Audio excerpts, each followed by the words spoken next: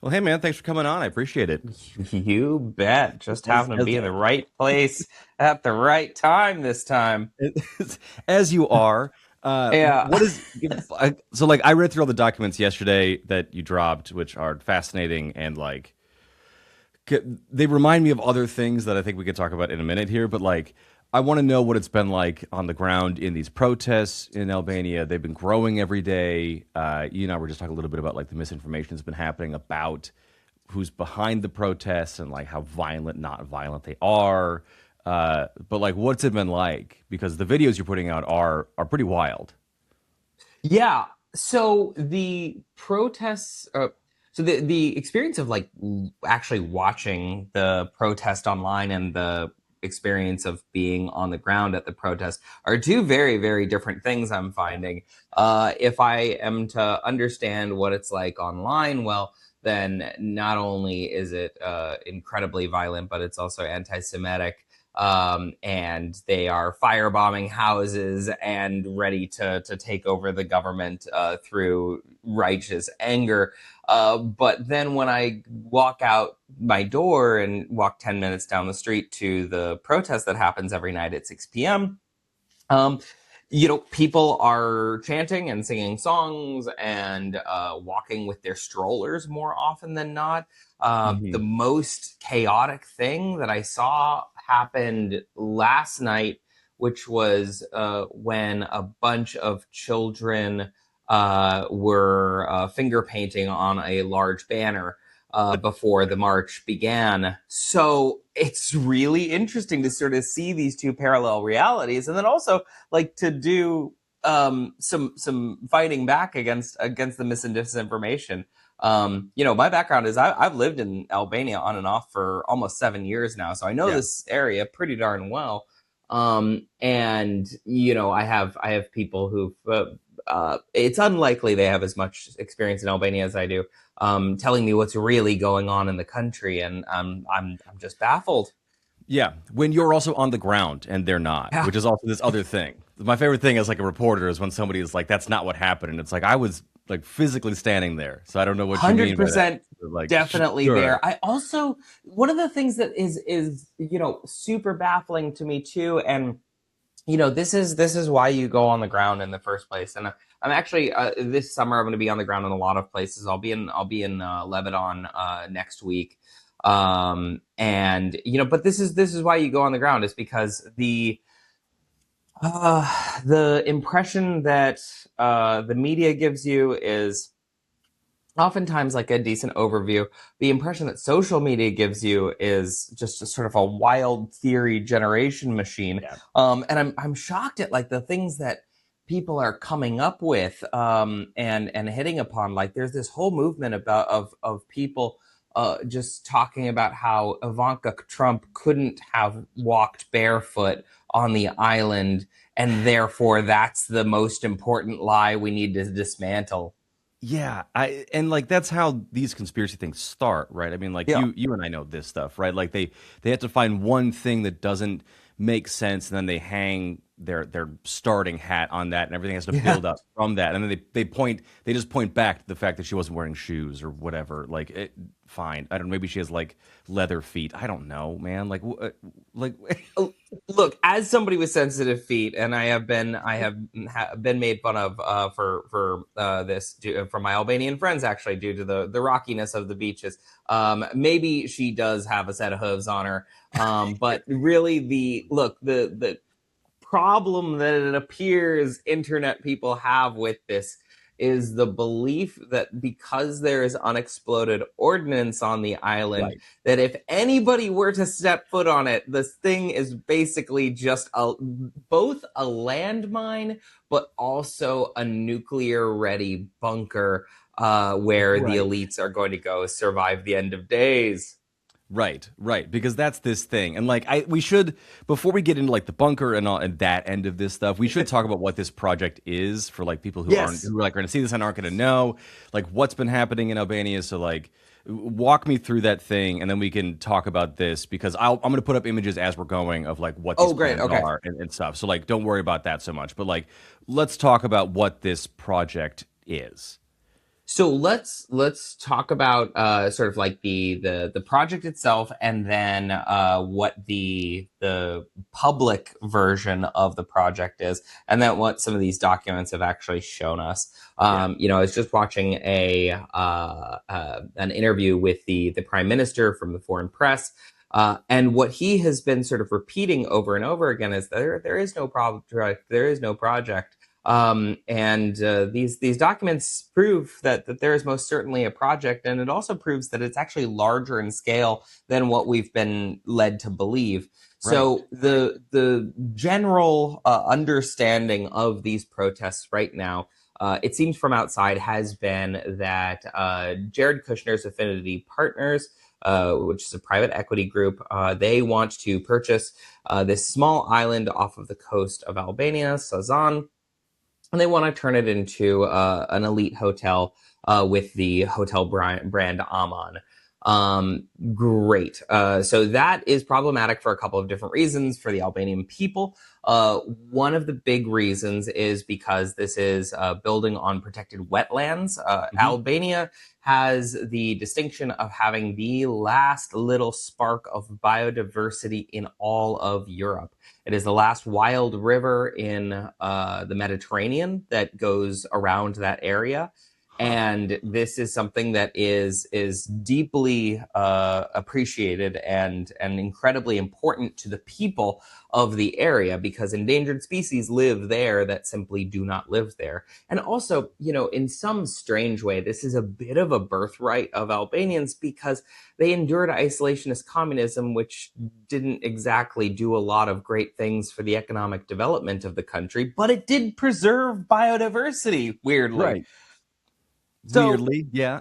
Yeah. yeah, like, broken clocks are right twice a day. Good job, Edinburgh Hoxha, the previous Albanian dictator. Yeah.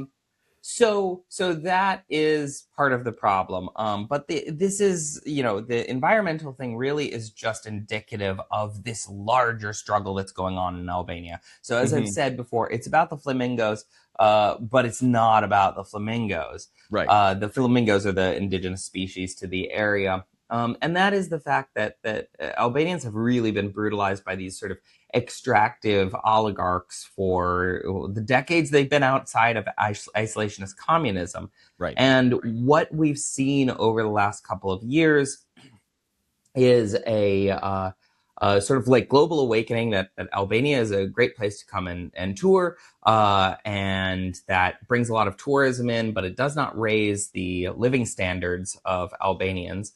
And then you also find these really astounding legal codes that are put in, where the government just says, hey, if you have unused land, we're basically taking it. Or if you don't have the papers for your mountain village, then we're just going to take it and develop it. But that's the thing about communism, like, nobody has papers for those things. The papers go back to the Ottoman Empire. Right. It didn't belong to them under communism. It belonged to the government then, and then it wasn't theirs. They're not going to have them in the first place. I was reading through some of these laws because they were sort of referenced in the plans that you put out, and they make eminent domain in places where, like, rich people complain about eminent domain in lots of American cities. They make that look like the city government of somewhere is just asking permission, like, politely. That's right. These things are insane.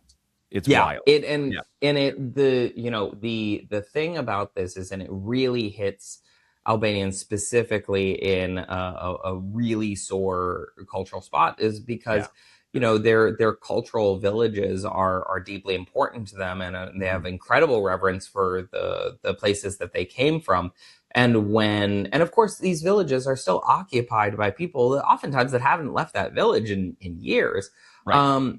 And when the government can just come in and say, oh, we need this to develop a ski resort, or don't even give you a reason for it. In fact, in some cases, they're just selling it off to the highest bidder, even though there are people living in those villages currently. Right.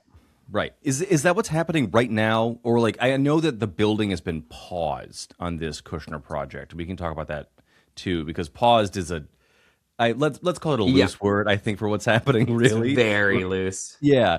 But, like, there are villages in this space right now, in this protected wetland space, in and around where this project would take place, right?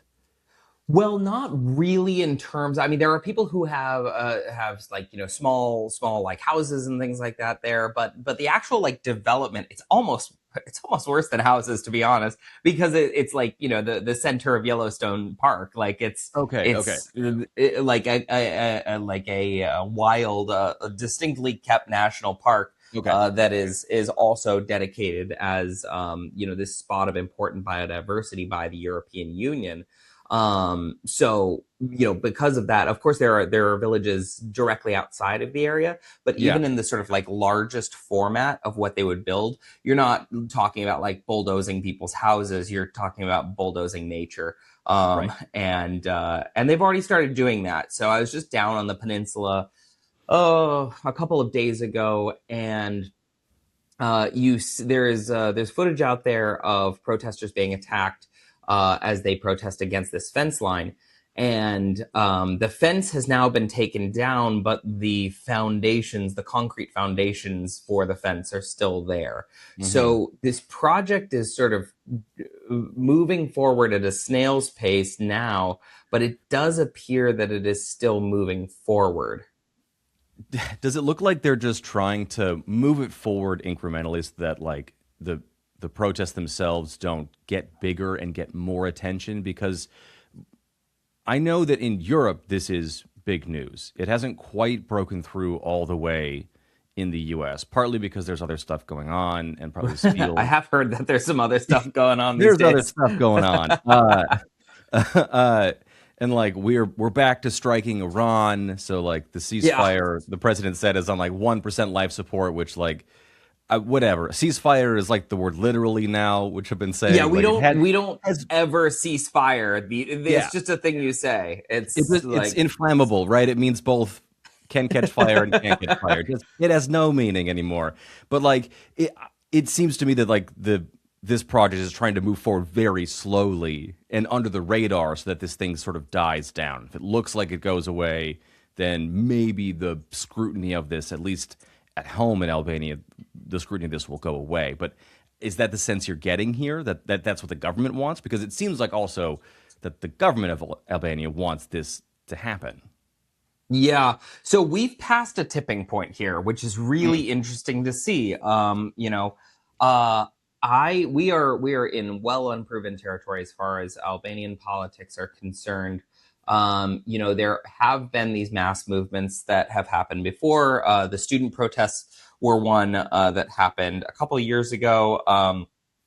There was also and I believe that protest movement is where the image of the former dictator Enver Hoxha's house being firebombed came from.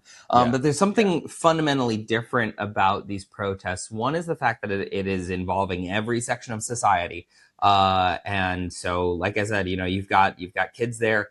You've got older people, you've got younger people, you have whole families that are coming out. And now, tonight, it appears that we'll have the largest one, and that will include people coming in from the outside villages and the smaller cities. You should also understand that this is on 7 different countries, Yeah. large populations of Albanians in Chicago, in New York, in Stockholm, in Germany. All of them are calling for something that I actually think is incredibly smart, and I don't think I've seen in other protest movements, but that is the fact that they are not calling for the opposition to come into power. They are calling for both sides to step down. Interesting. And so I think that that's the thing that makes the people more unified against the incumbents, because those incumbents have been there for so long. Hmm. And so I think that the Rama government is possibly on the brink. He's going to have to do some massive negotiations. The other problem is the fact that he has triggered a SPAC investigation. SPAC is the sort of special, what do you call it? They're the anti-corruption task force that the Right. EU made them set up. And then shockingly, they found some corruption. And shockingly, it happened with this Affinity Partners project. What? Yeah, Oh I no. know. Oh no. I I don't want to like blow people's mind with too much breaking news, but My there's flabbergasted, Eric. Yeah, yeah, yeah, dude, there's a little bit of corruption flying around here. yeah. Um, but the thing that so the public line from the Rama government has been, oh, there's one. The project is pretty small. It's just on the island, and they've just said they want to build it. We don't say we're actually building it. Hmm. And I've already put a pause to the project anyway, and so we're probably just not going to do the project.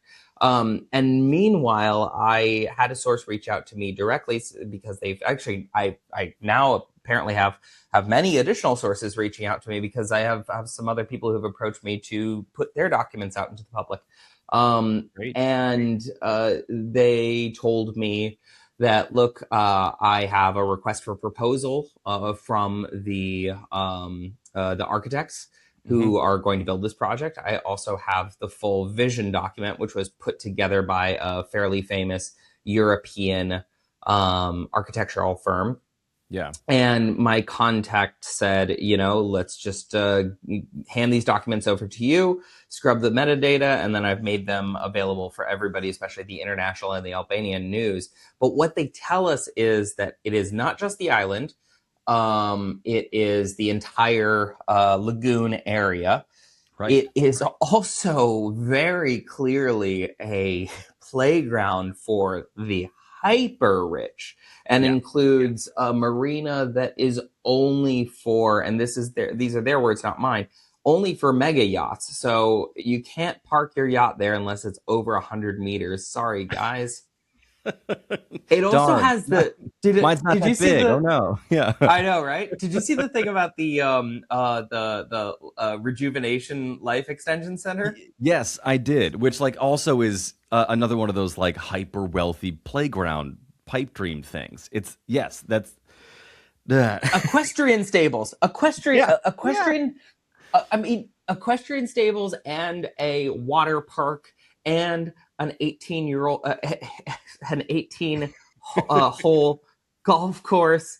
Um, you know, 2,000 meters of stabling for horses. Also, hotels that are so elite. Like, fortunately, my contact who brought me this information was like, well, they're building these hotels. And I was like, I know, Aman, I've only just heard about these hotels, and I hear they're like the most elite hotels in the world.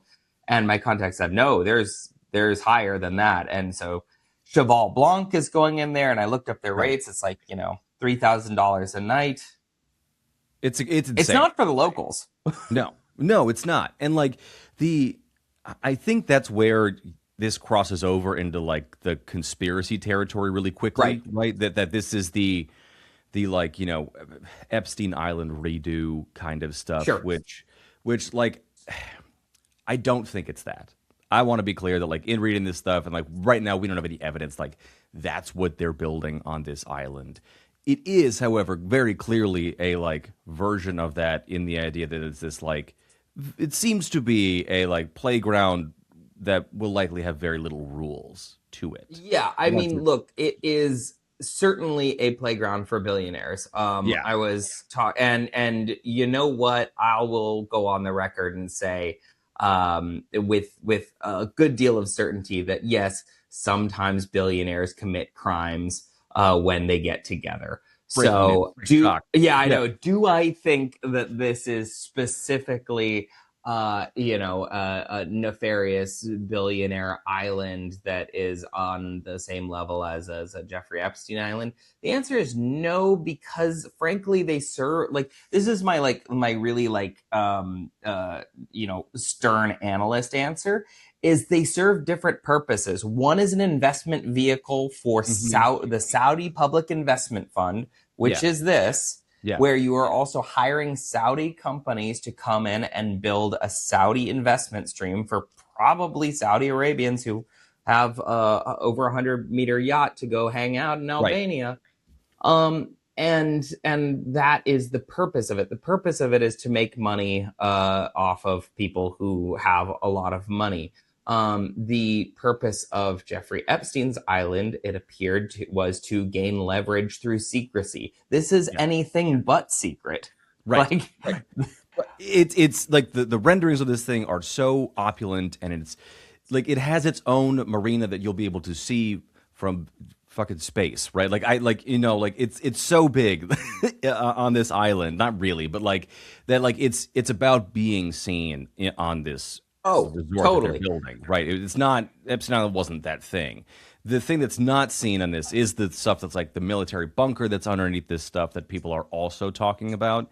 Let I me think it, talk about that. yeah, I think it's part and parcel to like what this stuff is. It in reading it and like reading stuff about it, it kind of reminded me of like I don't know if you know this. I know this because like we've been to Disney World several times in my life, but like there's like a whole network of like underground tunnels under the Disney parks that like they use to Yes. shuttle all the like staff and everything around, so you don't see that happen. And like that sort of clock to me like, well, if you're gonna build a thing this opulent above ground, like the best way to shuttle staff and trash and sewage and stuff around is to have a pre-built thing underground already. And like that kind of made sense to me.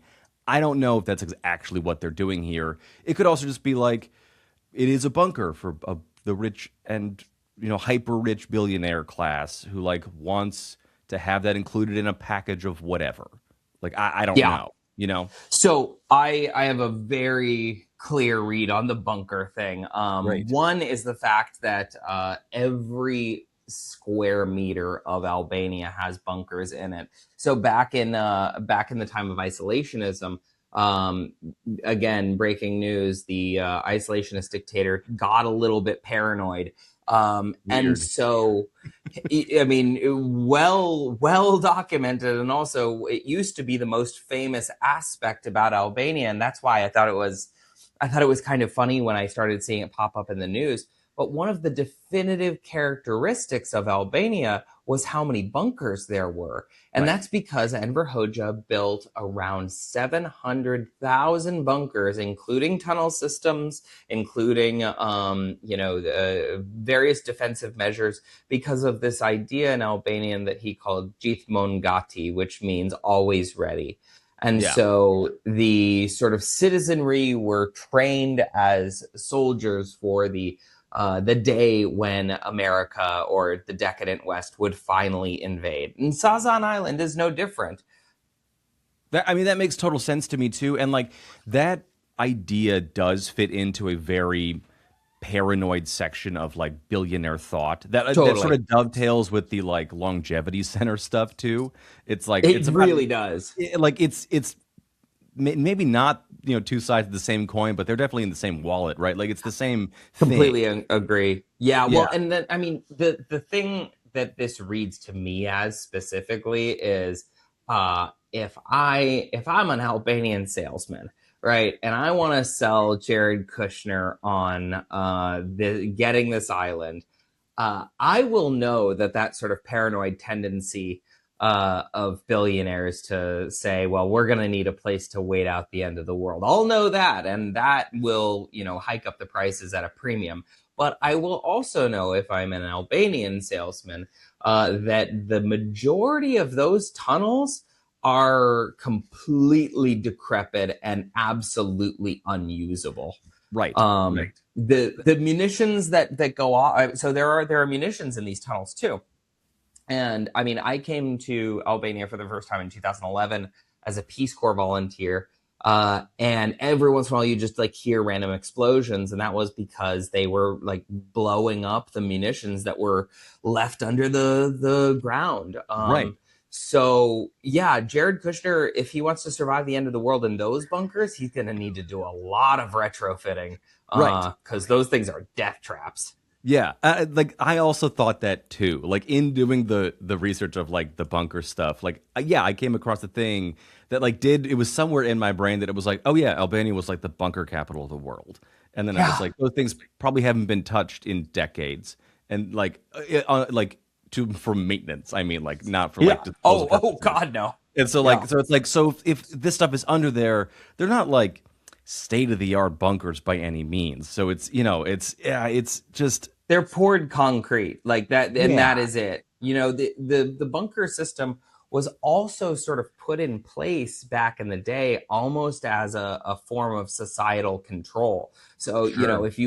if you were a bit, let's say, antagonistic to the party, you'd be, you know, go build bunkers and think about what you did for a little while. Go So go stand you in the know, corner and pour some concrete. Yeah, yeah. yeah. There's actually the sort of poet laureate of Albania is a guy named Ismail Kadare, and he wrote a book about this, but he sort of contextualized it as like building the pyramid in Egypt, Sure.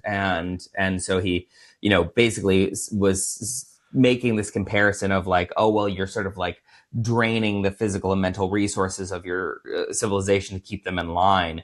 And so Hmm. when people are saying, oh, you know, these bunkers are like clearly their ticket to you know, to safety and security in the future. They haven't seen Albanian bunkers before. Right, right. These aren't the New Zealand bunkers, the ones that they were building in Texas or whatever that was a couple You years can ago, buy right? Yeah, nicer. You can yeah, definitely buy nicer. yeah, Um, yeah. I mean, But look, it's got such Elysium vibes, though. Like, are you kidding me? Like, imagine your day on this. You wake up on your 100-foot yacht and like go get like a green drink and then, you know, go do some equestrian, have a life extension therapy, and then hit the water park. right. Awesome. Sounds great. Sounds great. You Yeah. go back to your villa down the canal past the flamingos. They definitely saved, right? And Yeah. then Oh, yeah. Yeah. Definitely. yeah, yeah. They didn't Definitely didn't import those from somewhere else. And you end up at your villa at night. Yeah, that sounds like Elysium. Yes, it sounds. Everybody is like some slightly different version of Jeff Bezos and his girlfriend or wife or whoever. Like there's a taller one, there's a shorter one, you know, Yeah, there's one with hair, there's one with glasses, but everybody's that. it's all yeah, it's all just this sort of like oh god, just awful, just Brave New World ish kind of thing. Like Totally. Well, okay. So let me actually say one of my conspiracy theories because I totally so I was mapping. All right, this is like I know that I've been like Mr. Red. It's not all that Elysium stuff, but like look, it kind of is. So one of the things that I'm really interested in because I did some mapping of Affinity Partners and like what are they actually funding yeah, because Affinity Partners started out, so this is Jared Kushner's private equity fund, and because it's Jared Kushner's private equity fund, basically he is the sole proprietor of hmm, the fund. Started out with around $3.2 billion funded by this Saudi public investment fund, the right. Qatari private investment fund or public investment fund, and then one from the UAE, also Terry Guo of Foxconn, and Oh, then two right. mystery investors. So we don't know who those two other people are. But they have invested in the Sazon Island project.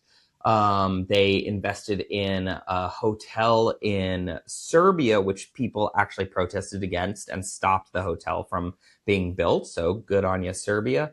But one of the two other ones that rose my eyebrows a bit are wearable biosensors like Whoop. Whoop is one of their companies. Really? Yes, I and didn't know that. That also some e-gym thing in Germany. But I'm like, you know, if you really are trying to make your Elysium like Brave New uh, World wrist thing, that's it. Like, that's it. yeah. And it strikes me as just all of this stuff that Affinity is involved in is just like a way to create a separate entire way of living for this specific class of people. And like Yeah, that seems to be also a thing that like the the current Saudi regime is very into. totally. That's where they want to put their money. There is a thing in looking at these plans though too that I think sort of diverges from the Saudi money, but also is like directly in line with the work that Kushner has been doing through Affinity, but in partnership with the Trump administration, which is Yep. Project Sunshine, which is what their original thing that they were shopping around in Europe for Gaza, and that was like Yes. done. It like almost the map itself of the peninsula in Albania looks a little like the Gaza Strip. I think that I yeah, think you're very smart to point that out. And uh, I will say it this way: I am looking very, very closely at any indication that this might be some sort of format for the rebuilding the privatization of Gaza. yeah, And in fact, one of my contacts who is sort of keeping an eye out for me on this kind of thing too is I'm very interested in like these tendering documents, because what they tell us is they tell us where the money is coming from, and they also tell us which companies are going to work on the thing. hmm And so a contact of mine in, let's say, the large scale construction space has sure, told me that there are tons of these companies that are working on what are called giga-projects. So the Neoms of the world, or the hmm Line, or the Hexagon, or whatever these projects are. But there's such sort of distasteful projects that, while a fancy architectural house in the Netherlands would love to get this project for their bottom line, they don't want to be associated with this project. right, right, And so we know from the documents that I put out that they have tendered a certain level of architectural development firms. We know that much. But what we don't know is who actually took the job. mm, We can assume that about 50 different companies of that sort of caliber were sent the request for proposal. But we should be keeping our eyes on exactly the same thing in terms of the rebuilding of Gaza. I think that there we are very far off there because the Board of Peace yeah, doesn't have any money. right, right. They still no one's still put any money in that thing yet. Nope. I don't even think the president has put any money in that, even though he said he was going to put 10 billion in it. I don't think that's ever happened. I'm pretty sure He they'll just promised. I thought he promised that. Well, he said the United States was going to do that, meaning that yes, Congress was going to do that. But Congress has not done that. no, and then nobody And else has put up any money uh, no, no, for no, this not a thing. single country. So I don't know what's happening there. We are because of the war in Iran. There is no way that the United States military would have the ability to send in the troops they were planning to send in to like Yes. be stationed in Gaza. At least not right now. I don't know what might Yeah. happen in the future here as things seem to be re-escalating. Maybe there's an excuse to station troops in Gaza because of that. I don't quite know. What's your take I on don't. that? Yeah. I mean, the thing that I find really nuts about this is like the component that I think everybody is really missing here is that it is the situation in Iran will continue until there is a point at which the conflict in Lebanon stops. So Right. Iran has tied the ceasefire directly to Israeli fighting in Lebanon. Just to catch everybody up, what has happened is Israel has occupied the southern half of Lebanon. There's a river called the Litani River, which sort of bisects the country. And Israel has occupied all the way up to that river. This is hmm the area that they occupied previously in the 1980s. Yeah.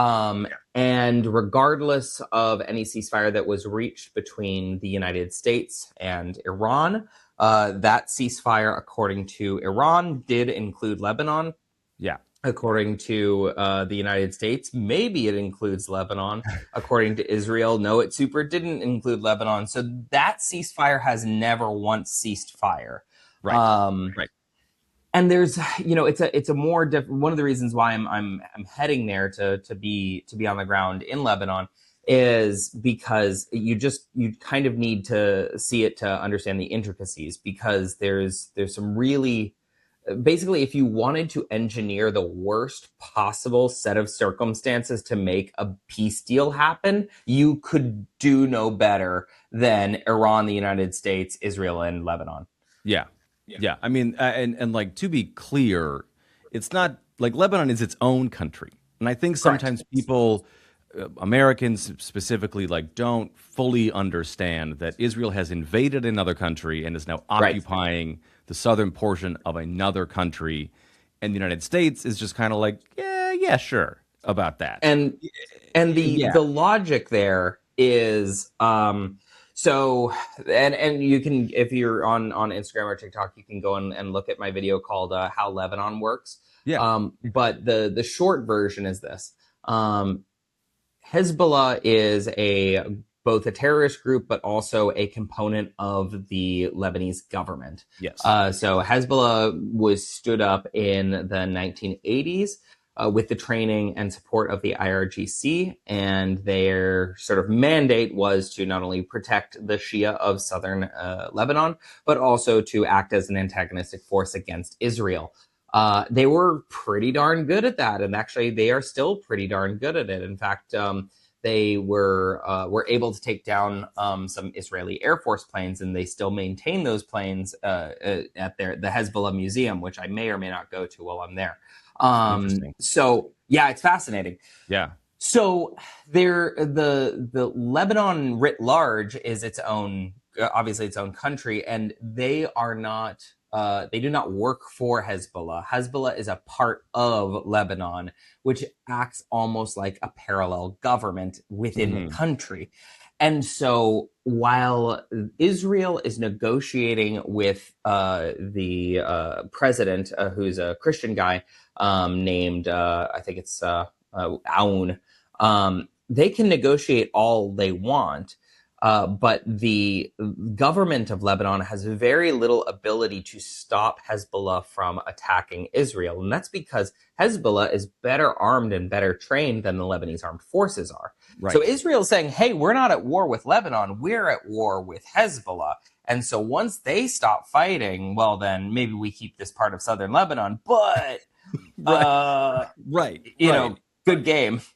Right, which is it's that little part that they're like, well, maybe we just keep this part of this country though, and then everyone was like, wait, what? Like, yeah, just I'm curious to see what happens with more of the Affinity Project stuff as like this conflict with Iran, the U.S., Israel, and Lebanon, like whatever happens there, because if the Affinity Projects don't spread to Gaza, and I don't know what happens, in Albania. I don't know what happens there if this thing fully gets stalled, if it gets killed like the hotel did in Serbia. They're going to keep trying this in other places. I agree. My thought is that I think it's very likely that this project is either stalled or killed outright. We're already seeing the prime minister saying, oh, there is no project, and we can talk about this, and so we're seeing a lot of walking back right now. But I think that this actually may sort of be past the point of no return for this government, and it's something that he's going to have to navigate very, very carefully. And that is the fact that this project has illuminated and uncovered a good deal of aggression that the people have for this government and the opposition government, which basically says, look, you've been screwing us over with these extractionary practices for years. You've been promising the Eurozone, but like, we don't even care about the Eurozone that much anymore. We just want our country to work. And it simply isn't, not for the middle class, but it's working great for the oligarchs. Right. And what is the Eurozone to a middle class of people who can't actually access that because they don't have the actual wealth or even like basic income to access the full, prosperity of the Eurozone, right? So like, what does that even mean to them? Yeah. It's really important to kind of like have a clear benchmark of what this actually looks like on the ground for the average Albanian. The average, household wage, and I'm talking about a household wage, so combined wages of, anyone in Tirana is around 500 euro a month. Right. And that has not moved up. I came here about a decade ago and it used to be 300 euro a month. So that hasn't moved up as quickly as the prices, and the prices have roughly doubled in this country. Right. Wages have not kept pace with inflation. At the same time, industry has not come in to provide jobs for a sort of robust middle class, and education really hasn't made that happen as well. So you get a massive cultural brain drain effect when people have to go abroad to go to school and to work. They have to send money back to from London or Brussels or wherever they are in the world to help support their family. Right. And that means that 8% of the economy is made up of remittances. And so the gall of saying, well, now we need to take these public resources and turn it into a playground for billionaires so that we can help the economy. I mean, that's just patently untrue, because tourism, especially elite tourism, is ultimately going to be a pass-through economy. The money is going to go to the owner operators in Milan or wherever, I guess France, wherever Cheval Blanc, their headquarters is. You're going to bring in outside help. You're going to bring in outside chefs, and Right. also there's a ton of hospitality workers who have been imported from Southeast Asia and Africa here now. So Right. it's not benefiting Albanians, and they're sick of the government, and they're sick of these practices. And so that's really what this is about. It's not about anti-Semitism. It's not about doomsday bunkers. It's not about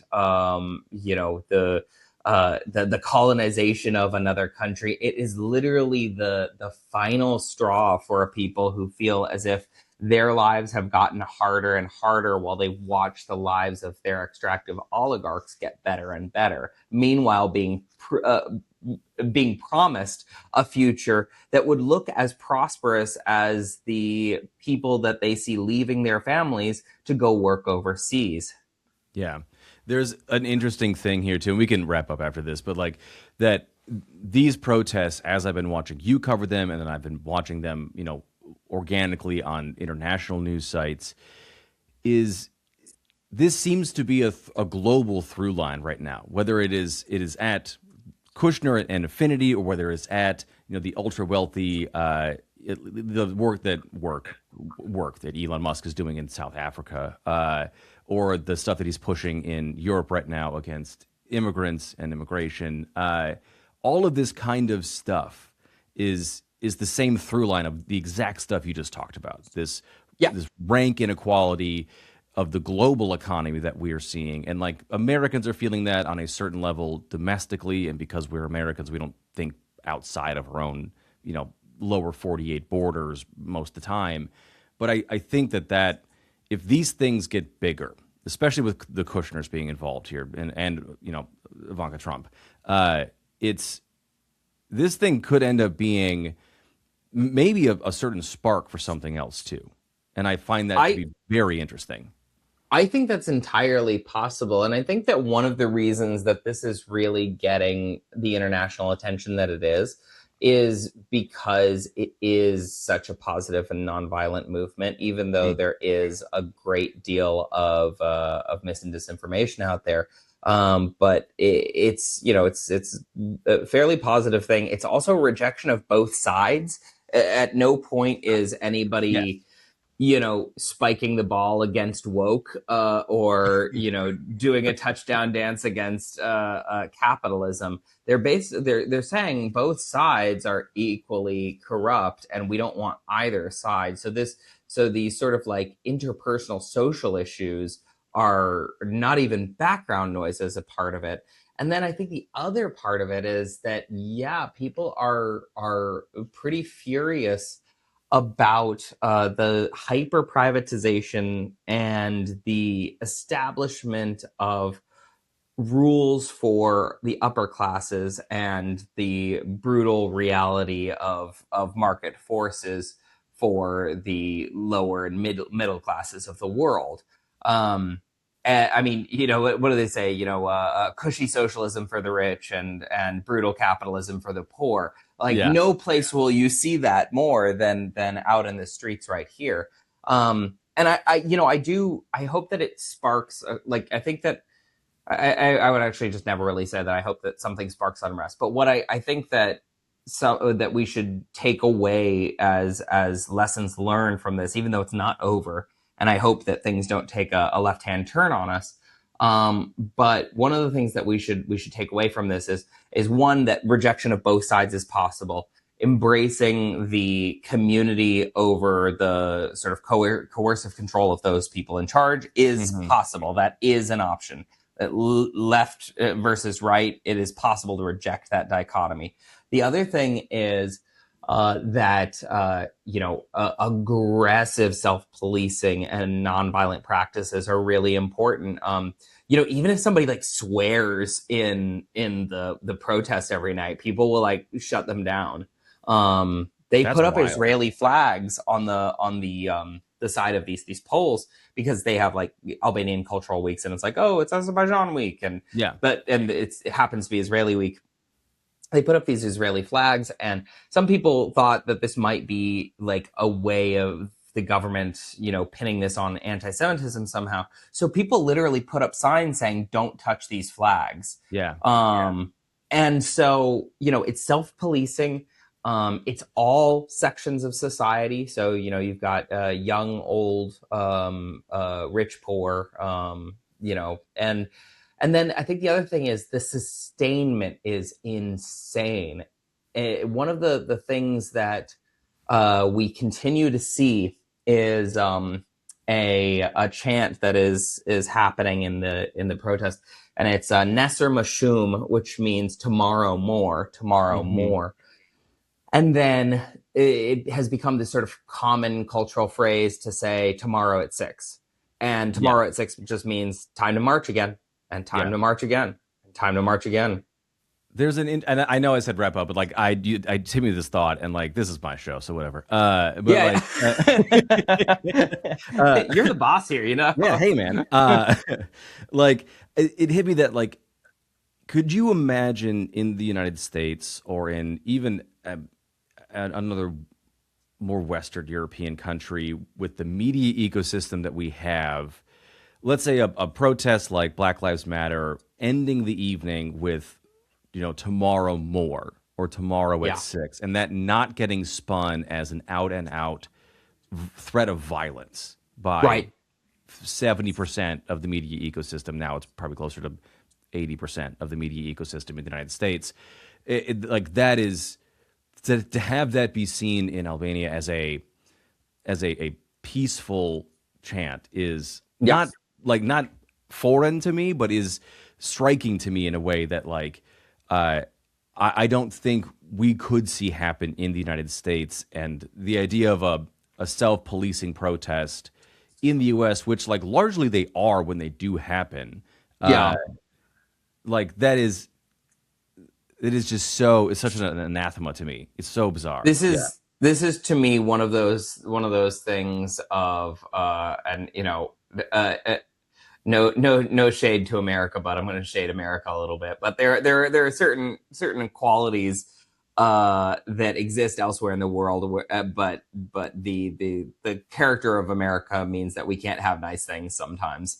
Because for whatever reason, like you're right, our political ecosystem would run away with a chant like tomorrow more, and Stephen Miller would be wringing his hands and crying about how what that means is they're gonna like burn down all of the major cities.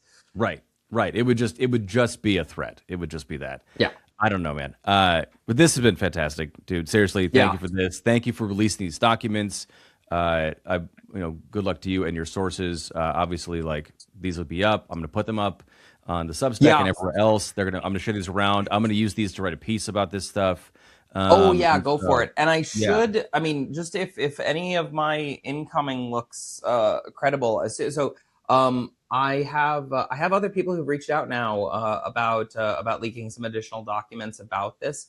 What I can tell you is there's every indication that this project is much bigger and continues to be bigger.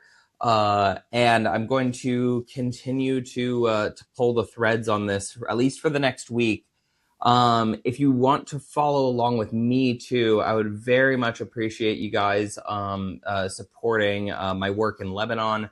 So I put together basically just enough money to pay my fixers and to get personal protective equipment for reporting in southern Lebanon. I will be if I've got time. I'm happy to do a session like this while I'm in country. If not, definitely when I get back. Yeah, But follow along on my email if you want to support my filming there directly. Best way to do it is hit my Venmo, and deal. every little bit helps because it is not cheap to hire drivers who are willing to go into war zones with you. No, but that is how you stay safe, and that's what we want. So all that stuff is going to be in the notes for this stuff, and I'm sure people are going to help out. I'm going to send some money your way too because I Oh, would like you thanks, to come dude. back and talk. So, I'm really hoping and so. also, Yeah, like be safe, not yeah, just yeah, like yeah. selfishly No, like that. Yeah, I'm actually really excited to go. I was supposed to go with a much bigger shoot, and I think I'm glad that I'm going to do it this way because I have a smaller footprint. I've been to Lebanon probably about 5 times before, and my reporting focus is really going to be on kind of like how survival happens in these things. Like, how are we staying alive personally? What are the strange things that people, that we just know nothing about because we're not in an active war zone, and like, how are people sort of showing resilience in the face of all of this? I'm hmm not terribly interested in pointing cameras at buildings that used to be buildings. I don't right, need to be the one who's covering the blow by blow of daily airstrikes. That's for local journalists, and I'm not there to swoop in as an American guy to be like, isn't this horrible? right. My job is to make some durable content that sort of gives a look that I don't think anybody else is going to be able to get in the country. So yeah, any little bit helps. Even like I've got a couple like $2 and $5 donations, and I really can't tell you how far that goes in Lebanon. Yeah, definitely, definitely. It's like every little bit helps, right? So That's right. absolutely. Well, man, thank you so much. I'm going to be following your stuff tonight when you go out for the protest again, I'm sure. So It'll be a big one I'm tonight. staying tuned. I'm staying tuned for sure.